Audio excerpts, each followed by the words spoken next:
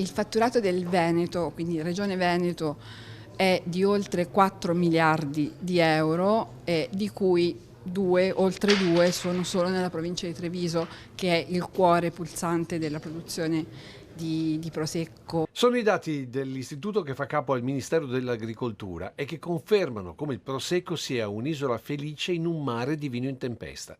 Un vero e proprio fenomeno mondiale, con la nostra regione in costante crescita rispetto ad altri stati o addirittura continenti. È vero che noi facciamo più vino dell'Australia?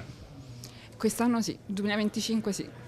L'Australia si è fermata ai limiti dei 12 milioni, invece il Veneto l'ha superati. Se il Veneto fosse uno stato a sé stante sarebbe tra i primi 5 produttori al mondo, quest'anno addirittura il quinto. Un vero e proprio fenomeno, dicevamo, analizzato nel corso della serata formativa organizzata dalla CIA di Treviso al Cerletti di Conegliano, dove tra le altre notizie una riguarda l'Europa e i consorzi di tutela. C'è stata una riforma delle indicazioni geografiche, una riforma di come devono essere riconosciuti e funzionare i consorzi, che acquisiscono un valore territoriale enorme perché difendono la reputazione di quei territori.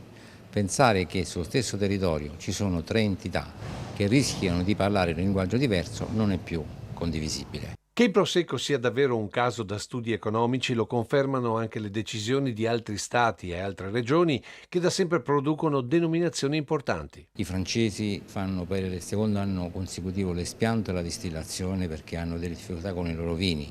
Erano i primi al mondo in valore, oggi piangono veramente tanto. La situazione è arrivata anche di riverbero in Italia. 6 regioni hanno già discusso della volontà di arrivare ad estirpare quei vigneti che oggi non danno più una redditività per i produttori.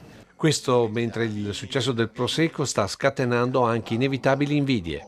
Chiaramente di fronte alle situazioni che sappiamo nel mondo vino sicuramente la cosa in generale preoccupa. Per il momento noi però dobbiamo stare molto attenti a non commettere errori, di lavorare con serietà e impegno. Per questo è essenziale il dialogo costante tra consorzi, nella consapevolezza che se l'unione imposta di fatto dall'Europa sarà nel tempo inevitabile, altrettanto dovrà essere il riconoscimento al maggior costo di produzione delle colline rispetto alla pianura. Deve essere fatto in linea generale dalle autorità politiche, del mondo agricolo, dalla Comunità Economica Europea, l'UNESCO, non ultimo l'UNESCO dove abbiamo importanti contributi, sicuramente di poter valorizzare ancora di più quel territorio.